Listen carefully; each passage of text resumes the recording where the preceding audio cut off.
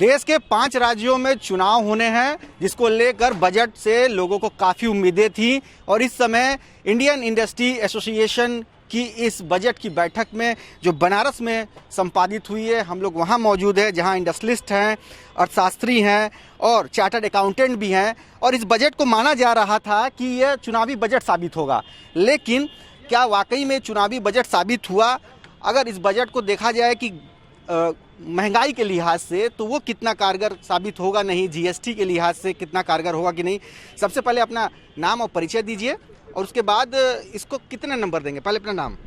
मैं राजेश भाटिया, राष्ट्रीय सचिव हूँ इंडियन इंडस्ट्री एसोसिएशन का।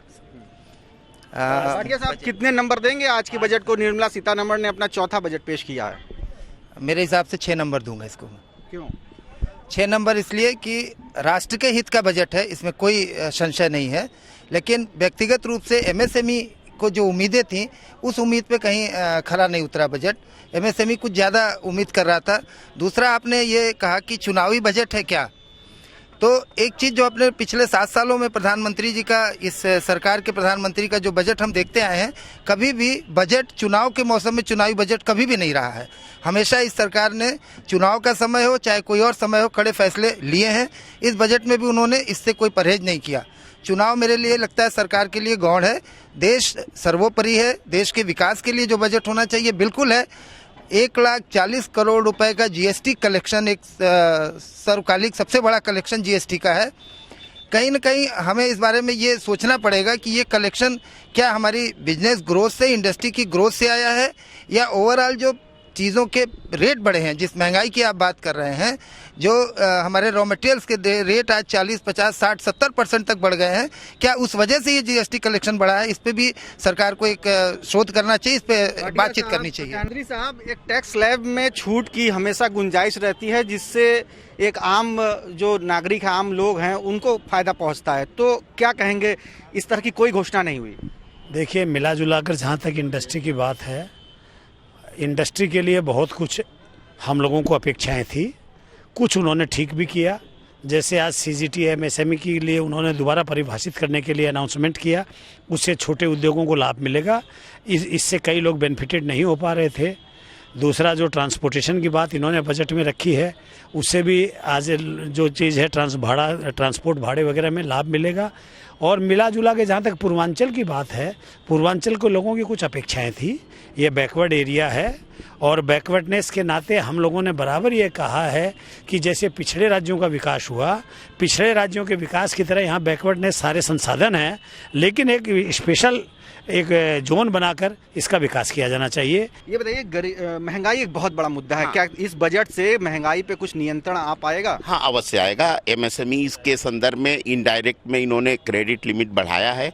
अभी बहुत सी जो सुविधाएं होंगी, जीएसटी में 1,40,000 से ज़्यादा कलेक्शन हुआ है, तो एमएसएमई को जो भी डायरेक्ट इनडायरेक्ट लाभ मिलेगा, उससे रोजगार बढ़ेगा, और रोजगार बढ़ेगा, रोजगार बढ़ने से कहीं ना कहीं जरूर महंगाई कम होगी। मैं सिंपली बोलूँगा, मैं चार्टर्ड अकाउंटेंट हूँ, तो मैं अपने को लिमिटेड रखूंगा टैक्सेशन तक, ठीक है।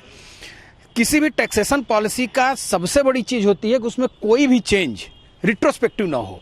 वोडाफोन केस में सेंट्रल गवर्नमेंट हमारी हारी थी वर्ल्ड में, लेकिन फिर भी इन्होंने सबक नहीं लिया। हर साल रिट्रोस्पेक्टिव चेंज कर रहे हैं। इस बजट में भी रिट्रोस्पेक्टिव चेंज है, मतलब आज के डेट में आप चेंज कर रहे हैं 1 जुलाई 17 से। ये संभव है? कैसे कोई करेगा, कहां से देगा?